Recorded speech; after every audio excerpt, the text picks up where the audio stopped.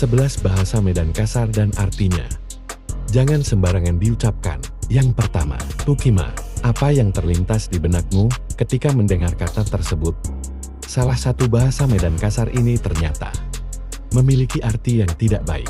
Puki sendiri berarti kemaluan, sedangkan mak merujuk pada mamak alias ibu. Jadi, Pukimak sendiri bermakna alat kelamin perempuan. Kata kasar ini kerap diucapkan saat seseorang membuatmu kesal. Sebagai contoh, Memang Pukimaknya kau ini. Sudah kubilang berkali-kali. Jangan masuk ke sini. yang kedua, Kimat atau Kimbet. Kimat atau Kimbet merupakan plesetan dari umpatan sebelumnya. Diplesetkan supaya terdengar lebih halus. Walaupun pada kenyataannya tetap kurang sopan juga kalau Pukimat lebih sebagai makian untuk orang lain. Kimat atau Kimbet umumnya dikatakan ketika berada dalam situasi yang membuatmu kesal. Contohnya adalah Kimbet, lah. Kalah terus aku kau buat. yang ketiga, Bujang. Di Pulau Jawa, bujang berarti laki-laki yang belum menikah alias masih lajang. Namun, jangan sampai kamu sembarangan mengucapkan kata ini di Medan ya. Berasal dari bahasa Batak. Bujang berarti alat kelamin perempuan. Kurang lebih sama dengan Pukimak. Kata ini kerap disandingkan dengan inam, sehingga frasa sepenuhnya berupa bujang inam. Bujang sendiri sudah tercatat dalam KBBI sebagai kata benda klasik dari Batak. Kalau kamu ceng, kata ini diartikan sebagai kemaluan. Yang keempat, Bodat. Bodatnya kau ini. Orang Medan tentu tidak asing dengan kata tersebut. Bahasa Medan kasar ini juga berasal dari bahasa Batak, yang berarti monyet. Sama seperti umpatan berbau nama-nama hewan lainnya.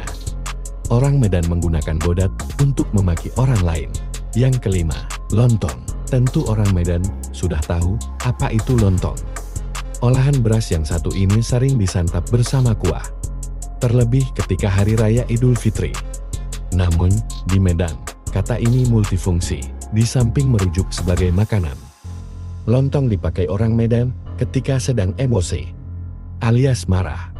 Contoh penggunaannya adalah Lontong lah apa? Weh, mana yang? secara tulisan. Mungkin tidak terdengar kasar. Namun, kalau orang Medan sudah mengucapkannya, siap-siap, jantungmu jadi berdebar. Yang keenam, lapet. Selain lontong, nama makanan lainnya yang kerap dipakai sebagai umpatan adalah lapet.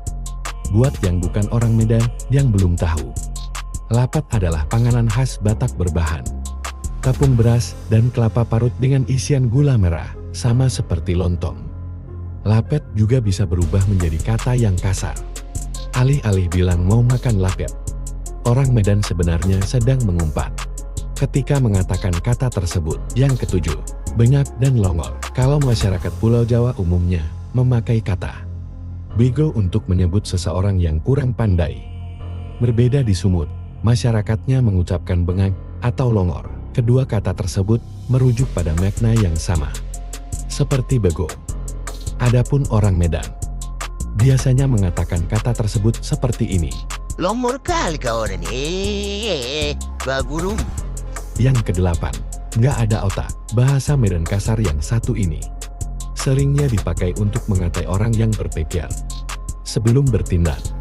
Kurang lebih, kata ini diucapkan seperti ini.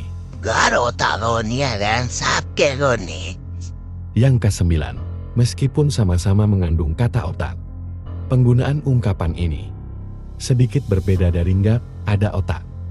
Frasa ini lazimnya diucapkan ketika sedang dalam argumen, terlebih kepada orang yang keras kepala. Cara penggunaannya kurang lebih seperti ini.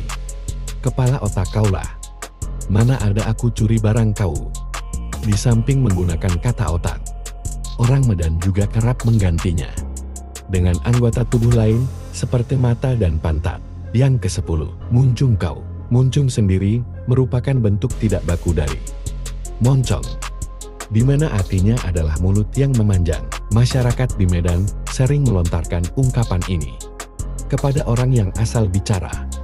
Maksud asal bicara di sini ialah mengatakan suatu hal yang mengada-ada.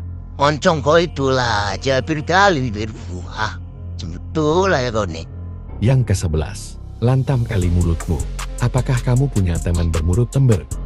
Nah, bisa dikatakan temanmu itu adalah orang yang lantam. Bahasa Medan kasar yang satu ini kerap dipakai di saat ada seseorang yang terlalu bawel. Frasa ini juga biasanya dipakai apabila temanmu tak sengaja mengungkapkan sesuatu yang harusnya tak diketahui. Sebagai contoh, Mantap kali bibir kau ini macam betul lah ya. Eyang,